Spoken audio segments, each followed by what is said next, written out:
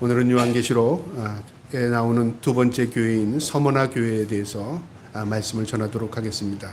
하나님께서 반모섬에서 유배당에 있던 이 요한에게 나타나셔서 앞으로 되어질 일들을 쭉 보여주시는데요. 환상 가운데 먼저 그 앞으로 되어질 일들을 보여주기 전에 먼저 교회의 모습을 보여줍니다. 그러니까 성도의 모습이, 성도의 지금 상태가 어떤지를 보여주는 거죠. 그러니까 교회는 곧 성도인데요.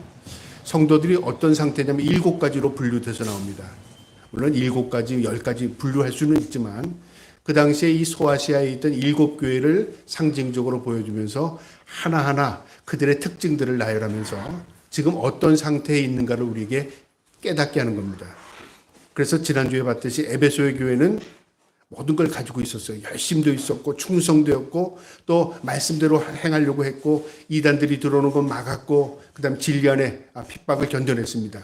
그런데 그 칭찬과 함께 주님께서 뭐라고 말씀하셨냐면 에베소 교회 너희에게 있어서 한 가지 부족한 것이 있는데 너희가 첫사랑을 잊었다 그렇게 말합니다. 처음 사랑을 잊었다. 순수한 사랑이 없어졌다 그 말이죠. 그러니까 하나님의 책망입니다. 이 책망은 하나님께서 야단치는 게 아니라 너희가 진짜 붙들어야 할 것인가 무엇인가를 가르쳐 주는 겁니다. 그래서 제가 비유로 말씀드렸죠. 내가 아내와 남편과의 관계에서 부부간의 관계에서 아내가 아내로서 온전합니다. 남편으로서 온전합니다. 그런데 서로 뭐가 없죠? 사랑이 없다면 어떻게 된 거죠? 나는 남편으로서 온전해. 아무리 말을 할지라도 아내에 향한 사랑이 없다면 그건 아무것도 아닌 거죠. 아내도 마찬가지입니다. 나는 아내로서 가정주부로서 온전해. 그러나 남편에 대해서 실망하고 신뢰하지 않는다면 그 문제가 있는 거죠. 하나님과 우리의 관계도 그렇습니다. 우리가 하나님 앞에 충성하고 삽니다. 말씀대로 삽니다. 성도로서 온전하게 진리를 추구합니다. 근데 하나님에 대한 사랑은 식었어요. 그렇게 되면 문제가 심각하죠. 그래서 하나님께서 이 에베소 교회 교인들에게 말한 겁니다. 너희가 처음 사랑을 잃었다. 그러니까 너희가 순수한 사랑을 회복해라 그 말입니다. 그럴 때 이 에베소 교회는 뭘 깨달아야죠? 아, 진짜 내가 중요한 게 뭔구나. 그거 우선순위를 바로 하게 되는 거죠. 여러분 우선순위가 그래서 중요한 겁니다. 우리가 뭘 열심히 해놓고 진짜 중요한 걸 다 빼버릴 때 있다 그 말이죠. 이 에베소 교회에 대한 경고였다면 오늘 이 서머나 교회는 하나님께서 칭찬만 있고 책망이 없는 교회입니다. 7개의 교회 가운데 2교회가 칭찬받고 책망이 없는데요. 오늘 이 보게 될 서머나 교회와 필라델피아 교회입니다. 이들은 모든 걸 다 잘해서 하나님이 칭찬했는가? 완전해서 칭찬했는가? 믿음 생활 잘해서 칭찬했는가? 그거 아닙니다. 우리가 간혹가다요. 뭘 잘했기 때문에 하나님이 칭찬한 것으로 착각할 때가 있어요. 내가 신앙생활 잘해서 하나님 날 칭찬했겠지. 내가 헌금생활 잘해서 날 칭찬했겠지. 아니면 내가 봉사를 많이 해서 하나님 칭찬했겠지. 내가 기도생활 많이 해서 칭찬했겠지. 이렇게 우리는 착각할 수가 있다 그 말이죠. 근데 서머나 교회는 그런 거 없습니다. 물론 그들이 기도하지 않았다는 게 아니라 하나님이 칭찬하는 것, 그들을 주목해서 본 것은요. 그들이 뭘 잘해서 칭찬한 게 아니라 그들이 당한 핍박과 그들이 당한 그 가난, 궁핍 때문에 하나님 칭찬한 거예요. 내가 가난했는데 하나님 뭘 칭찬해요? 내가 다른 사람보다 못 살았는데 내가 다른 사람보다 더 환난을 당하고 고통 가운데 있는데 내가 칭찬받을 게 뭐예요? 근데 이유가 있다 그 말이죠. 오늘 여기서 궁핍과 가난이 우리에게 하나님 앞에 영광이 되는 것을 깨달을 수 있는 저와 여러분 되기를 주님의 이름으로 축복합니다. 그래서 7교회는요. 오늘날 우리 성도들의 상황을 다 보여주는데 간단하게 말하면 하나님께서 이렇게 말합니다. 에베소 교회는 너희는 첫사랑을 버렸다. 또 서머나 교회 같은 경우에는 하나님 궁핍과 환난, 가난이 하나님께 칭찬받을 일이었고 또 어떤 교회는 우상 숭배한 것 하나님 책망하고요.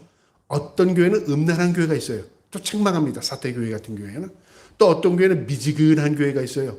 라오디아 교회 같은 교회. 차지도 않고 덥지도 않습니다. 또 어느 교회는 형식적인 교회예요. 그러니까 교회는 교회인데 신앙인은 신앙인인데 믿음으로 신앙생활을 하긴 하는데 이렇게 상황이 다 다르다 그 말이에요. 근데 이 7교회를 제가 한번 그 7교회 가운데 2교회가 칭찬을 받았거든요. 프로테이지로 어느 정도의 프로테이지인가 봤더니 28.5%가 나오더라고요. 그러니까 신앙생활 하는 사람 100명 가운데 칭찬받는 사람이 28.5%, 30%가 안 된다. 난 그렇게 생각이 들더라고요. 우리가 오늘날 믿는 사람들, 그리스도인들이 많잖아요. 뭐 나라마다 다르죠. 그런데 우리나라 같은 경우는 믿는 사람들이 많습니다. 지금은 줄어들지만 근데 그 믿는 사람들 가운데, 안 믿는 사람은 여기 치지 않습니다. 믿는 사람들 가운데 프로테이지로 보면 28.5%만 하나님 앞에 칭찬받는 신앙생활이라고 하면 여러분 어떻게 생각합니까? 야, 칭찬받는 게 그렇게 쉽지 않은구나. 우리 그렇게도 살 수 있고요. 내가 뭐가 잘못됐지? 그것도 생각할 수 있잖아요. 오늘 이 성경 속에서 그 답이 있습니다. 그래서 이 서머나 교회가 하나님 앞에 칭찬받는 게 무엇인가? 오늘 말씀을 통해서 깨달을 수 있기를 주님의 이름으로 축복합니다. 그러면 이제 먼저 2장 8절 말씀 보겠는데요. 서머나 교회 사자에게 편지하라. 하나님께서 이 요한 사도를 통해서 서머나 교회에 편지하라는 겁니다. 너희에 대한 지금 상황이 어떤가를 지금 편지해서 알게 하라는 거죠. 마지막이요. 죽었다가 살아나시가 이르시되. 처음이요 마지막이요. 그러니까 시작과 끝이 하나님이십니다. 하나님이신 예수 그리스도께서 죽었다가 살아나셨답니다. 고난을 당하셨습니다. 우리 때문에요. 그분은 죽으심을 경험했습니다. 우리 때문에요. 그분은 우리를 살리기 위해서 부활하셨습니다.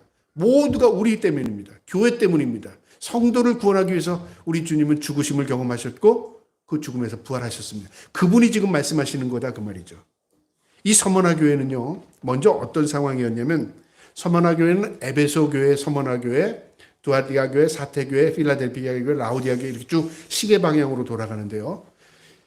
그 당시에 소아시아에서 두 번째로 번성한 교회였습니다. 그러니까 첫 번째는 에베소 교회가 가장 번성했고 그 에베소 교회 위쪽으로 북쪽으로 쭉 올라가면 56km 정도 얼마 되지 않습니다. 지금은 이즈미르라는 지명을 가지고 있는데요. 저도 이 성지순례 하면서 이즈미르에서 마지막 거기서 비행기를 탔습니다. 그래서 이즈미르에 가서 다 돌아보지 못하고 시간이 없어서 이즈미르에서 국내선을 타고 그다음에 이스탄불로 들어가서 이스탄불에서 이제 한국으로 돌아왔는데요. 그래서 이제 거쳐갔던 도시에 갔습니다. 제가 이 이즈미르, 이 서머나에 가서 보고 싶었던 게 하나 있었는데요. 뭐냐면 그 이즈미르, 그 서머나의 가장 유명한 폴리갑이라는 초대 교부, 초대 감독이 있었습니다. 오늘날 목사죠. 이 목사님이, 이 폴리갑이라는 목사님이 화형을 당하셨습니다. 예수 믿는 것 때문에. 그 당시에 2000년 전에 이 서머나는 어떤 도시였냐면 굉장히 번성하는 도시였고 포도가 유명합니다. 그래서 포도를 수출했고 그러다 보니까 향락의 도시, 흥청거리는 도시였습니다. 그러니까 술을 먹고 흥청거리는 도시였고 그 다음에 로마인들이 여기 번성하는 도시였기 때문에 총독이 이곳에도 있었습니다. 근데 이 총독이 로마에 과잉 충성하는 사람이었어요. 이 당시에.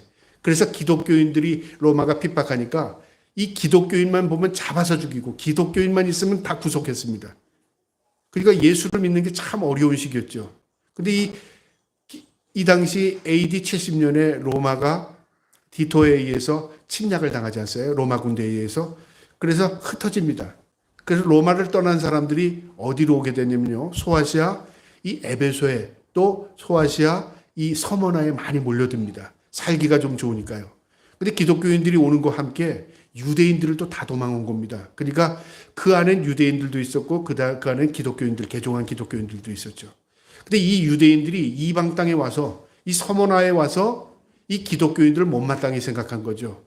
그래서 자기 민족이지만 유대인들이 기독교인들을 다 색출해서요. 로마에 고발합니다.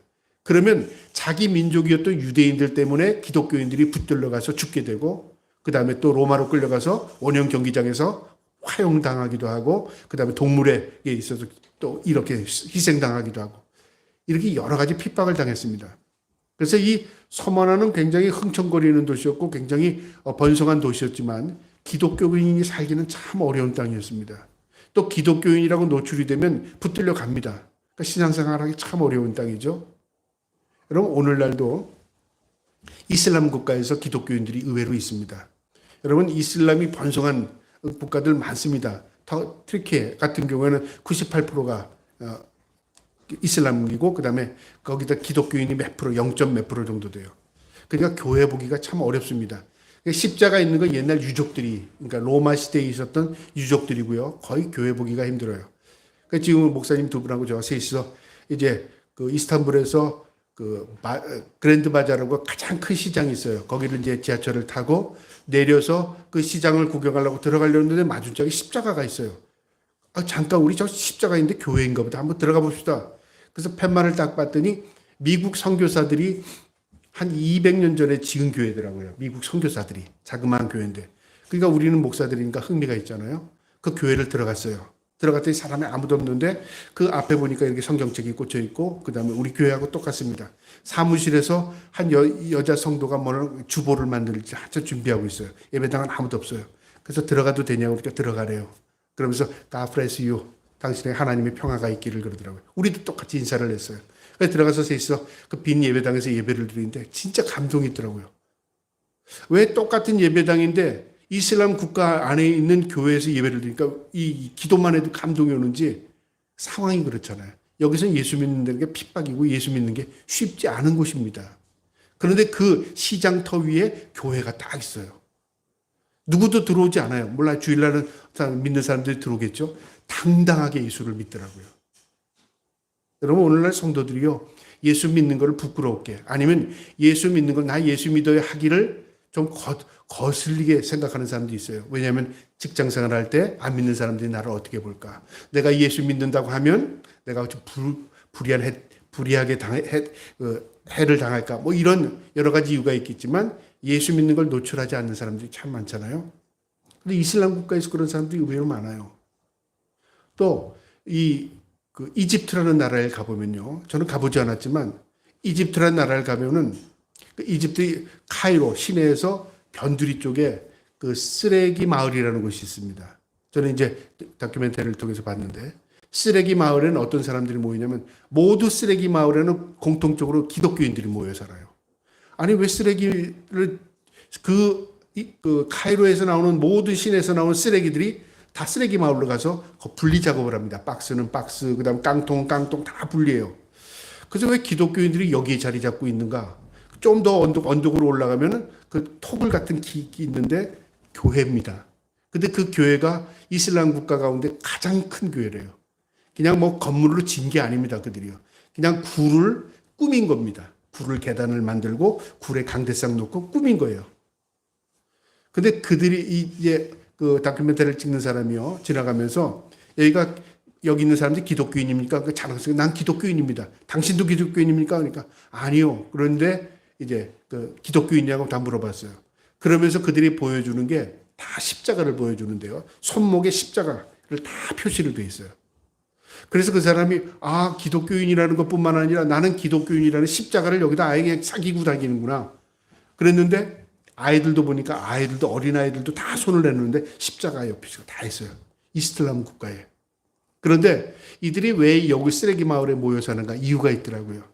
그들은 직업을 얻을 수 없습니다. 그래서 사회적으로 천대시합니다. 그들은 이슬람 국가에서 자신의 신앙을 표현하면요 아무것도 할 수 없어요. 경제적으로, 정치적으로, 사회적으로나 고립됩니다. 살 수가 없는 땅입니다. 그래서 기독교인들이 모여서 그들의 쓰레기를 치워주면서 그곳에 안정된 삶을 살아가는 거예요. 그러니까 이슬람 국가 사람들이 우리가 싫어하는 이걸 저 사람들이 하는구나. 그러니까 내버려 두는 거죠. 그러니까 그들은 쓰레기를 치우면서 자신들의 신앙을 지키는 거예요. 또 튀니지라는 나라는요.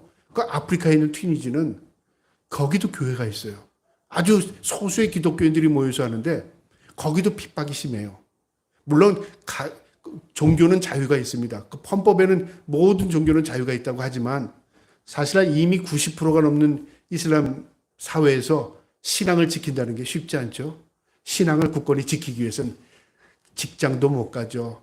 공부도 할 수 없죠. 사회에서 고립되는 겁니다. 그런데 그들의 신앙을 지키고 있어요. 제가 왜 이 이야기를 하냐면요. 오늘 이 서머나 교회의 상황이 바로 그런 상황입니다. 그리스도인이라고 자신을 드러내기도 어렵거니와 그리스도인이라고 말하면 죽는 겁니다. 우리가 북한 땅에서 그러잖아요. 북한 땅에서 제일 미워하는 게 뭘까요? 신앙을 가진 기독교인을 가장 미워합니다. 공산주의는 다른 종교보다의 기독교를 가장 핍박합니다. 왜 그럴까요? 기독교와 공산주의는 같이 양립할 수가 없어요. 그리스도인을 결코 공산주의 사상에 받아들일 수가 없는 겁니다. 공산주의도 마찬가지입니다. 어떤 신앙이든지 불교든 이슬람이든 심지어 천주교도 공산주의 2차 대전 때 히틀러하고 손을 잡았잖아요. 기독교는 그렇게 하지 않는다고 말이죠. 왜냐하면 신앙이잖아. 우리가 하나님을 안다는 것은요, 결코 공산주의와 함께 할 수 없는 겁니다. 그래서 이 서머나 교회 성도들이요, 핍박을 당한 겁니다. 그 당시에 이 감독, 목사였던 이 폴리갑이 유대인들의 고발로 인해서 붙들려 간 겁니다. 초기에요. 붙들려 가서 당신이 그 당시에는 황제를 섬겼거든요. 황제를 신성했습니다. 황제를 섬기지 아니하므로 로마법에 처형을 당하는데 황제를 섬기든지 아니면 당신이 믿는 이 예수를 부인하시오. 그러면 살려주겠어, 풀어주겠어 그랬어요. 그랬더니 이 폴리갑이 뭐라고 했냐면요. 그의 폴리갑 순교록이라는 그 책에서 이렇게 나옵니다. 황제를 섬기던가 그리스도를 부인하라. 그렇지 않으면 너를 화형에 처하겠다. 그렇게 위협을 줬습니다. 폴리갑이 뭐라고 말했냐면 86년간 하나님을 섬겼습니다. 하나님은 나에게 어떤 것도 틀린 것을 주신 일이 없습니다. 그런데 어떻게 내가 하나님이자 나의 구원자를 모독할 수 있겠습니까? 당신은 일순간 나를 불로 나를 위협하고 있습니다. 나는 곧 다 없어지지만 하지만 당신은 악인들을 위해 영원히 타는 지옥불에 대하여 모르는군요. 당신은 나를 죽일 수 있어요. 불로 태워 1시간이면 탑니다. 나는 소멸될 수 있어요. 그러나 영원히 꺼지지 않는 불이 틈을 너희 당신들은 알지 못하는군요. 하나님은 결코 나를 지금까지 손해보게 하지 않으셨습니다. 하나님은 결코 나를 버리시지 않았습니다. 내가 어떻게 하나님 버릴 수 있겠습니까? 여러분 단순한 얘기하겠지만요. 모두 핍박하고 미워하는 그 상황 가운데 예수 그리스도로 내 주님입니다. 나는 예수 믿는 사람들의 시인하는 것. 여러분 누가 들으셨죠? 하나님이 들으신 겁니다. 이 서머나 교회가 그런 고통 가운데 있었습니다. 그러니까 예수 믿는 게 얼마나 힘들었겠습니까? 어디 가서 직업을 얻을 수도 없고 사회적으로 어떤 사람들과 관계를 가질 수도 없고 또 어떤 다른 공동체를 이룰 수도 없고 아무것도 할 수 없는 겁니다. 예수 믿는 것 때문에 이런 고통이 있었습니다. 그래서 9절에요. 내가 환난과 궁피를 아노니 누가 안다는 거죠? 예수님이 이 서머나 교회의 성도들이 핍박 가운데 고난당하는 걸 알았습니다. 그런데 환난뿐만 아니라 궁핍했습니다. 극심한 가난을 얻었어요. 이 도시가 가난한 도시가 아니었습니다. 그런데 왜 가난을 해야 되죠? 직업을 마음대로 얻을 수 없습니다. 자기가 어떤 사회생활 경제활동을 마음대로 할 수 없습니다. 여러분 우리가 오늘날 물질 만능 사회에 살고 있습니다. 벌어야 하기 때문에 때로는요 예수 믿는 걸 숨길 수도 있어요. 때로는 내가 손해보지 않으려고 때로는 예수님을 드러나지 않을 때가 있어요. 그런 경우가 참 많잖아요. 내가 못하러 손해봐야 돼 예수님 때문에. 못하러 돈 버는 걸 못하러 내가 그걸 손해봐야 돼. 그래서 직업을 얻을 때도 믿는 사람들이 그런 때로는 의식 없이 믿는 사람들이 참 많아요. 옛날에 저는 어릴 때 보면 장로님들 직업을 보고 제가 깜짝 놀랐어요. 어떤 장로님은 양조장을 하시더라고요. 양조장을. 술 만드는 공장을 하시고 계셔요. 어떤 장로님은 담배 회사 다녀요. 그 회사는 나쁘다 좋다가 아니라 신앙을 가지고 어떻게 그런 게 다니지? 제 이제 개인적인 생각은 그랬어요. 여러분 죄다 아니라를 떠나서 내가 믿는 사람이라면 담배 만드는 회사에 가서 내가 돈을 버는 것보다 차라리 내가 덜 벌겠다, 안 벌겠다 그렇게 할 수 있고요. 내가 술을 팔아서 사람들에게 내가 돈을 버는 것보다 차라리 내가 술을 안 만들고 안 파는 게 낫겠다. 그런 생각을 하지 않겠습니까? 어떤 사람은 그래요. 저게 어떤 제약회사인데 이게 사람에게 해를 입히는 약을 만든데 그러면 난 그 돈 줘도 안 가. 또 어떤 사람은 이게 어떻게 해서 인간에게 이익이 되지 않는 거래. 인간에게 해를 되는 일들을 한대. 그럼 나 그 일을 안 해. 그런 사람도 있어요. 그럼 넌 유별나다 그렇게 하잖아요. 근데 그분은 또 신앙의 양심을 가지고 그렇게 할 수 있다 그 말이죠. 그러니까 우리가 어떤 일을 할 때도 이게 무엇 때문에 이 일을 해야 되는가? 이게 과연 하나님께 영광이 되겠는가? 그걸 생각할 필요가 있다 그 말이죠. 이 당시에 이 서머나 교회는요. 예수 믿는 것 때문에 환난 당하고 예수 믿는 것 때문에 가난하게 살 수밖에 없었습니다. 그러니까 얼마나 억울하겠어요. 그런데 이들은 그걸 개의치 않았어요. 그러면서요. 실상은 내가 부유한 자랍니다. 이 역설적인 표현이죠. 하나님이 보시기에 내가 보니까 진짜 너희 부자구나 그렇게 말한 겁니다. 여러분 이 말이 이해가 가십니까? 나는 지금 찢어지게 가난해요. 나는 지금 환난과 고난을 당하고 있어요. 근데 하나님이 하시는 말씀이 너 진짜 부자구나. 너 진짜 잘 살고 있구나. 이렇게 말한다면 우리는 어떻게 반응이 오겠죠? 하나님 이 꼬라지가 이게 뭡니까? 라고 하겠습니까? 하나님 난 믿음 지키면서 이게 좋아요 하라고 말할 수 있겠습니까? 여러분 우리의 신앙이 때로는 결단이 필요할 때가 있어요. 내가 차라리 못 먹어도 내가 차라리 안 벌어도 내가 그렇게는 안 살겠다. 그러면 그걸 누가 아시죠? 하나님이요. 내 선택이 때로는 어리석은 선택일지라도 하나님은 어떻게 그걸 아셔요? 그 마음을 헤아리는 거예요. 심장과 폐부를 헤아리신답니다. 마음의 중심을 아신답니다. 내가 때로는 실수하고 어리석을 수 있어요. 근데 그 중심은 뭐죠? 내가 하나님의 뜻대로 살겠다는 중심. 하나님 그거 보신다 그 말이죠. 그래서 이 서머나 교회가 칭찬입니다. 책망이 없어요. 그들이 뭐 전도를 잘해서, 그들이 뭐 신앙생활 기도를 많이 해서, 그들이 뭐 환난 가운데 예수 그리스도를 증거해서 그게 아닙니다. 그냥 살아가는데 서머나에 있는 것 때문에 핍박당하고 서머나에 있는 것 때문에 가난하게 살아야 할 수밖에 없어요. 이슬람 국가에 있기 때문에 쓰레기 마을에서 살아야 되고, 내가 이슬람 국가에서 태어났기 때문에 어차피 예수 믿는 것 때문에 어려움을 당할 수밖에 없었다고 말이죠. 어떤 사람은 북한에서 태어나고 싶어서 태어났습니까? 그런데 그 부모로부터 예수 그리스도를 믿게 됐어요. 그걸 지키기 위해서 가진 고통을 당하고 있는 겁니다. 그러면 그들은 어떻습니까? 우리하고 비교하면요. 그들은 신앙생활하기가 진짜 어려워요. 우리는 마음 놓고 신앙생활하고 이런 나라가 전 세계에 그렇게 많지 않습니다. 그럼에도 불구하고 우리 망각하고 살아요. 그들은 예수 그리스도만 바라봐도 눈물이 흘려요. 십자가만 바라봐도 부들부들 떨어요. 눈물이 나서. 하나님 보시기에 어떤 자를 칭찬할까요? 말할 나위 없습니다. 오늘 서머나 교회 같이 내가 다 한다 그 말이죠. 하나님은 우리의 아버지십니다. 네가 왜 고통당하는지 알아 그 말이죠. 여러분 부모 마음도 그렇습니다. 부모 마음도.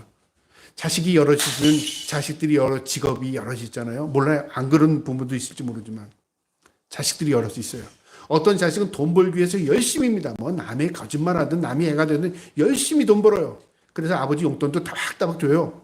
어떤 자녀는요 정직하게 살고 근면하게 살고 성실하게 살아요. 근데 그렇게 살수록 어려워요. 부모 마음이 찢어집니다. 저 같으면 그러겠어요. 네가 잘 사는 거야. 내가 그러겠어요. 어떤 부모 그랬지. 너 왜 그렇게 사냐? 믿음 없으면 그렇게 살 수 있죠. 네 형 봐라. 네 형은 저렇게 살아. 남 속여도 괜찮아. 너 잘 되면 되지. 그런 부모가 과연 있을까요? 물론 있을 수도 있겠죠. 믿음에 가진 정상적인 부모라면 그렇게 얘기하지 않을 겁니다. 너도 올바르게 살아라. 너도 바르게 살아라. 그렇게 말하지 않겠습니까? 우리 하나님이 성실하신 하나님, 거룩하신 진실하신 하나님께서 이 서머나 교회에 내가 너 다 한다. 그런데 넌 부자야. 내가 보기에 부자야. 왜 부자일까요? 먼저 하나님이 부자십니다. 하나님은 모든 걸 가지고 계십니다. 하나님은 뭐든지 주실 수 있습니다. 능력이 없으시지 않아요. 그런데 왜 이렇게 가난한 걸 그대로 놔주셨을까요? 시험의 기간입니다. 하나님께서 천국에서 그들을 다 주실 겁니다. 그리고 그 후대에 위로도 클 겁니다. 너는 부자라, 부유한 자라. 자칭 유대인이라 하는 자들이 비방도 알거니와 실상은 유대인이 아니요 사탄의 회당이라. 너희를 핍박하는 자들, 유대인들, 너희를 고발하고 로마 정권에 넘겨주는 자들, 내가 보니까 그들은 유대인, 택함 받은 백성이 아니야. 그들은 사탄의 무리야 그 말이죠. 근데 유대인들은 어떤 생각을 하고 있었냐면요. 우린 아브라함의 후손이야. 우린 율법이 있어. 우리는 선민이야. 항상 구별했습니다. 그래서 다른 민족을 개로 취급했잖아요. 그리고 율법을 모르는 사람들은 다 어리석은 사람으로 치부했어요.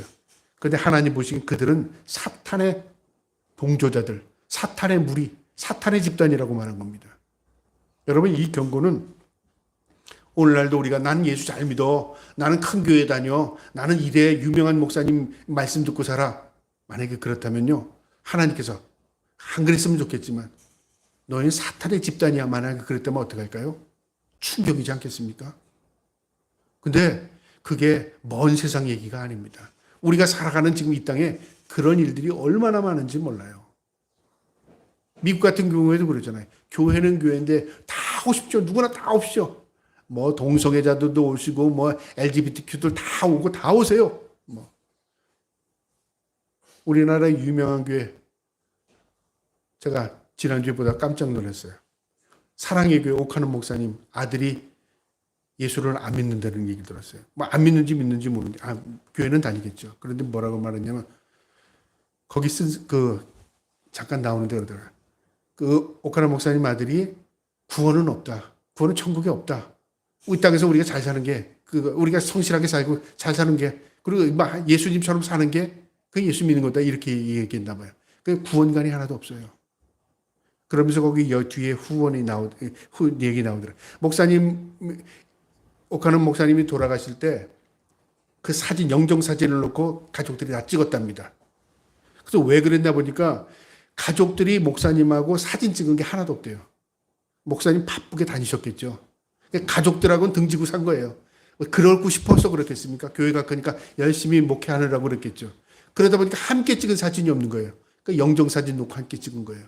그러니까 그 아들이 어떻게 생각하겠어요? 유명한 목사님이고 모두 존경하지만 나와 관계에서는 아무 의미가 없어요. 그러니까 내 신앙은 어떻게 해요? 내 신앙은 천국에 없는 것 같아. 아마 그렇게 생각하지 않겠어요? 우리에게 주는 교훈이 큽니다. 뭐가 우선순위죠? 그럼 교회는 등지고 다 가족 간의 친근감이 찢겨지는 그 말이 아닙니다. 가장 가까이 있는 사람이 가장 중요한 사람이에요. 나하고 밥 먹는 사람이 가장 중요한 사람이에요. 나하고 시간 보내야 될 같이 잠자고 같은 집에 있는 사람이 가장 중요한 사람이에요. 그 다음에 누가 중요해요? 성도가 중요한 사람이에요. 같은 신앙의 공동체니까. 그런데 우리는 어떻게 일 중심이죠. 밖에 나가서 큰 일을 하고 유대한 일을 하고 하는 것. 때로는 그 일도 해야 합니다. 우리나라가 일제강점기 때 해방된 것은 독립운동에서 해방된 거 아닙니다. 우리 할아버지도 독립운동자입니다. 독립운동가. 독립운동 만세운동을 해서 이 나라 우리가 일제가 우리가 힘들어서 다 도망가야 되겠구나. 저 사람들이 독립운동하니까. 독립운동을 해서 우리가 해방된 거 아닙니다. 무엇 때문에 해방됐죠? 유엔이라는 하나님의 역사입니다. 역사. 유엔에 전무후무한 일이 벌어졌어요. 유엔에서 이 나라를 도와주자고 연합군이 형성이 된 거예요. 지금까지 그런 역사 없습니다. 6.25 때 그렇게 우리를 권해줬어요. 일제도 어떻게 됐죠? 2차 대전이라는 전쟁이 종식이 되면서 미국이 우리를 반 나눴지만 미국이 우리를 지배하다가 미국이 해방시킨 거예요. 우리 힘으로 한 거 없습니다. 엄밀히 말하면 하나님의 은혜 없이는 아무것도 되지 않습니다. 그런데 우리는 때로는 열심히 하면 모두가 된다고 생각합니다. 열심히 해야 됩니다. 무엇을 열심히 해야 돼요? 가장 중요한 것. 하나님 사랑하는 것, 이웃 사랑하는 것. 그 열심히 해야 됩니다. 이 서머나 교회는요. 환난과 궁핍 가운데서도 하나님을 놓지 않았어요. 하나님이 이걸 다 하신 거예요. 너희를 핍박한 자는 사단의 회당이다 그렇게 말합니다. 사탄 집단이야. 그렇게 말씀하시면서 이 10절에요. 너는 장차 받을 고난을 두려워하지 말라. 볼지어다 마귀가 장차 너희 가운데 몇 사람을 옥에 던져 시험을 받게 하리니 너희가 10일 동안 환난을 받으리라. 내가 죽도록 충성하라. 그리하면 내가 생명의 면류관을 내게 주리라. 고난을 두려워하지 말랍니다. 여러분 고난을 두렵지 않은 사람이 어디 있습니까? 고난이 안 와도 고난이 두려운데 고난이 올 것 같아서 그게 사람의 모습이잖아요. 근데 우리 주님께서 하시는 말씀이 고난이 끝이 아니야. 일시적인 것이야. 한시적인 것이야. 기한부가 있어 그 말이죠. 여러분 고난이라는 게 한 기간이 있답니다. 영원한 고난은 어디에 있습니까? 지옥은 영원한 고통 고난입니다. 이 땅에서의 모든 고난은 하나님이 정해놨습니다. 왜 하나님께서 고난을 정해놓으셨습니까? 우리의 믿음을 연단하기 위해서, 고난을 통해서 나를 성숙하게 하기 위해서, 고난을 통해서 예수 그리스도의 고난에 동참하게 하기 위해서. 놀라운 축복입니다. 그러니까 고난이 없으면 뭐가 없죠? 성경에 있잖아요. 믿음이 없답니다. 그는 고난을 통해서 믿음이 생긴답니다. 그럼 하나님 믿음 주세요 그랬더니 하나님 고난을 주시더라고요. 그래서 제가 그랬어요. 하나님 믿음 달라고 그랬죠? 고난 달라고 했습니까? 제가 그랬습니다. 그랬더니 이게 믿음이야 그러더라고요. 그래서 깨달았어요. 믿음 주시기 위해서 고난 주시는구나. 나는 믿음 생활하면 온실에서 믿음 잘 자랄 줄 알았어요. 믿음 주시려고 하니까 비닐을 벗겨버리셔요. 그래서 다 보게 하시는 거예요. 부패한 것, 타락한 것 다 보게 하셔요. 왜 그런 걸 보게 하셨죠? 난 그동안 온실 안에 있을 때 모든 게 세상이 다 지켜주고 좋은 것 줄 알았어요. 그런데 하나님께서 고난을 주기 위해서 싹 벗겨버리시니까 어떻게 돼요? 다 드러나는 거예요. 추한 것, 더러운 것, 추잡한 것, 이런 것들이 다 보이면서 어떻게 해주죠? 아, 나는 이제 예수 안 믿을래. 나는 이제 목사 안 될래. 이러겠습니까? 아, 내가 바로 해야 하는 게 하나님 기쁨이구나. 이걸 보게 하시는 건 내 믿음을 견고하게 하시는 것이구나. 그래서 복이 다시 보여요. 어떻게 복이 보일까요? 과거에는 축복이라고 그러면 다 나잘되는 걸 생각했잖아요. 성경은 그런 얘기가 없는데요. 근데 복이 어떤 거예요? 주님과 함께함이 복이에요. 내가 말씀대로 사는 게 복이에요. 하나님의 은혜를 덧입고 하나님의 뜻 가운데 있는 게 복이에요. 하나님을 배제한 복은 없습니다. 그걸 알게 된 거죠. 여러분, 그래서 이 서만화 교회가 칭찬을 받으면서 두려워하지 마. 하나님 아신다는 겁니다. 마귀가 장차 너희 가운데 몇 사람을 오게 던져 시험을 받게 하리니. 마귀들도 하나님의 주권을 허락 안에서 이제 성도들을 흔들 때가 있다는 거죠. 몇 사람을 오게 간도 극심한 그 고난 가운데서도 극심하게 고난을 당하는 사람들이 있다 그 말이죠. 샘플로. 여러분, 순교자들이 그런 역할을 합니다. 예수님의 제자들이 다 그런 역할을 했어요. 예수님이 그걸 본을 보이셨어요. 그런데 우리는 그걸 배제해버리죠. 고난은 뒷전으로 하고 뭐만 봐야 다 축복, 다 은혜, 다 이런 것만 생각하죠. 예수님이 몸소 고난당하셨잖아요. 예수님 모든 제자들이 모두 고난당하셨잖아요. 그 이후에 그리스도인들이 다 고난의 성도들이었습니다. 그러니까 고난을 받은 거예요. 언제까지? 너희 10일 동안 환난을 받으리라. 여기서 10일은 열흘을 의미하는 게 아닙니다. 성경은 상징적인 숫자로 되어 있죠. 하나는 하나님, 둘은 사랑, 셋은 성부, 성령, 넷은 이 땅을 표시하고, 다섯은 완전을 표시하고, 여섯은 완전을 오버한 사탄의 숫자를 표시하고, 일곱은 하늘의 숫자, 완전한 하늘의 숫자를 표시하고, 열은 뭐죠? 이 땅에서의 완전한, 이 땅의 만수를 표시합니다. 하나님이 정해준 기간이 있다 그 말이죠. 하나님께서 모르는 것 같고 눈 감는 것 같고 아무것도 개의치 않는 것 같지만 하나님이 보고 계시는 겁니다. 저는 우리나라가 지금 엉망진창인 것 같잖아요. 하나님이 묻고 하시는 게 아닙니다. 하나님이 보고 계시고요. 다 작업이 들어가고 작업하고 계시는 것 같아요. 소름 끼칠 때가 많아요. 소름 끼칠 때가. 야, 어떻게 이렇게 하나님이 역사를 하시지? 어떻게 하나님이 이렇게 회복을 하시지? 우리가 해야 될 거예요. 하나님의 은혜와 긍휼입니다. 하나님이 이 땅을 고쳐주시고 치료하시고 회복시켜주세요. 이 땅을 고치기 위해서요. 이 땅만 고치시지 않습니다. 세계를 움직이실 수 있는 하나님이십니다. 하나님 그런 역사를 가르치셔서. 그래서 환난이 정해져 있습니다. 10일 동안 환난을 받으리라. 내가 죽도록 충성하라. 언제 충성을 하죠? 고난 때에 충성을 하는 겁니다. 좋을 때의 충성은요. 충성이 아닙니다. 군인은 평시에요. 훈련을 받지 충성할 기회가 별로 없어요. 언제 충성합니까? 전쟁이 일어나면 그때 충성을 하는 거예요. 나라가 위기를 당하면 충성을 하는 겁니다. 그게 충성입니다. 그런데 우리 충성을 아부로 잘못 이해하고 있어요. 집권자, 권력 있는 자 옆에서 아부하면 그게 충성이라고 착각하죠. 권력 있는 자는 그들이 나에게 뭔가를 위해주고 내 편이 되면 다 충성한다고 착각하죠. 여러분, 그런 나라는 다 망했습니다. 우리 이조 시대, 우리 과거에 그 나라가 흔들릴 때는 다 이 간신들이 나라를 다 흔들어 놓은 거예요. 전쟁이 일어나고 환란이 오면요. 누가 나라를 구합니까? 충성된 사람이 나라를 구합니다. 그들은 여느 때 드러나질 않았어요. 그런데 결단의 시기에 충성이 나타납니다. 바로 죽도록 충성을 합니다. 위기 가운데 충성하라 그 말이죠. 그리하면 내가 생명의 관을 내게 주리라.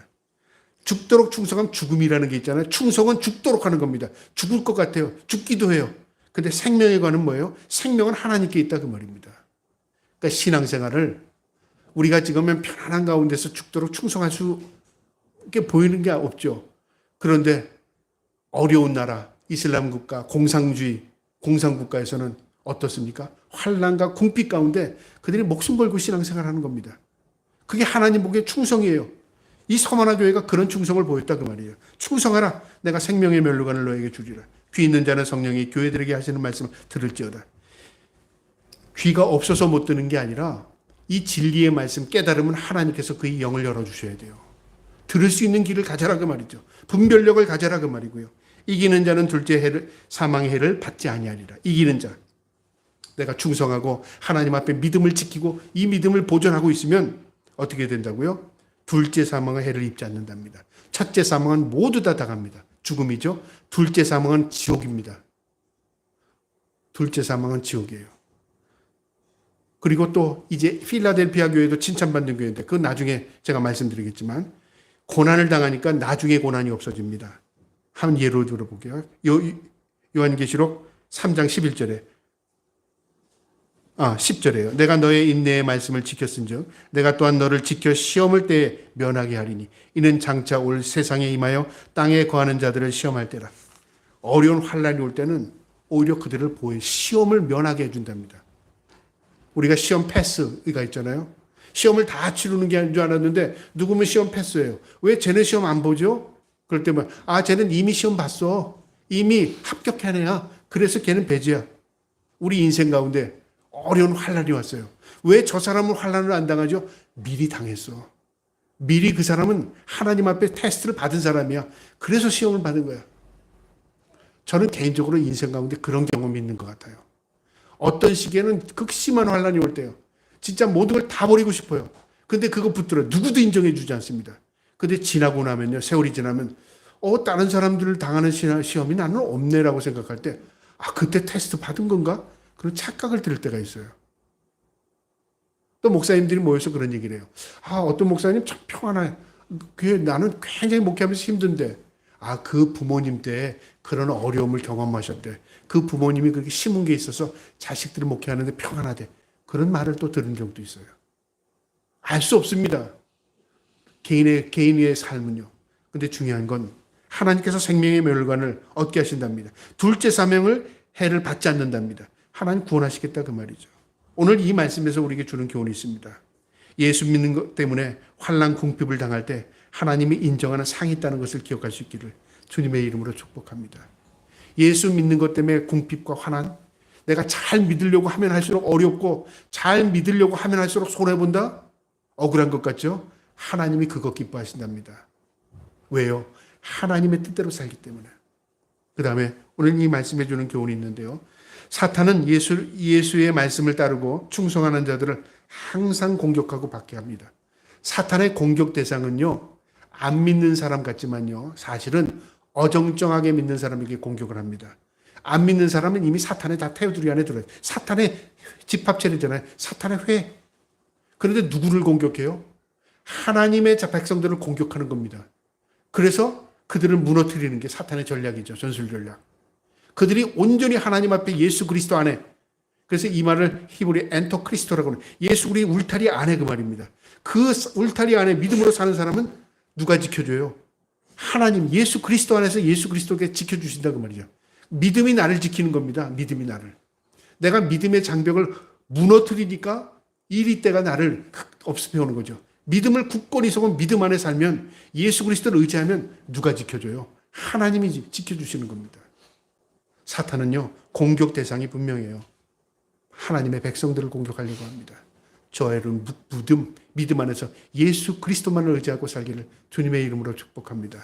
마지막으로 오늘 주는 이 교훈은요, 세상에 사는 동안의 환난 핍박은 우리의 믿음을 시험하는 기간이라는 거 알아야 합니다. 너희가 10일 동안 환난을 받으라. 실리비 동안. 누가 정해놓은 거죠? 하나님이 정한 기간이 있습니다. 시험 테스트. 그래서 이 땅에 사는 모든 사람, 한 명도 예외 없이 환난을 당하지 않는 사람이 없답니다. 근데 환난이 야고보서에 보면요, 어떤 사람은 이런 환난, 어떤 사람은 저런 환난을 하는데 믿음을 지키기 위한 환난이 있어요. 하나님이 주시는 환난, 믿음 때문에 당하는 환난이 있고요. 자기 욕심 때문에 당하는 환난이 있어요. 사탄이 주는 환난이 있어요. 근데 똑같은 다 환난이, 시험이 다 똑같아요. 우리 야고보서 1장을 보면 우리 단어에는 다 시험. 하나님 결코 시험하지 않는다고 말했어요. 이게 사탄이 주는 시험이죠. 하나님이 시험할 때는 참고 인내하라. 이건 하나님이 주신 테스트예요. 뭘로 구별하죠? 내가 욕심에 이끌리는 시험은요, 미혹입니다. 내가 환경에 이끌리는 미혹은 사탄이 주는 겁니다. 내가 믿음을 지키기 위해서 오는 시험은 하나님이 주시는 겁니다. 하나님 결코 시험하지 않는데 왜 시험당해요? 믿음 때문에 주시는 시험이 있다고 말이죠. 그걸 구별할 줄 알아야 합니다. 그래서 여기 환난과 핍박은요, 하나님의 일정 기간이 있습니다. 믿음의 기간.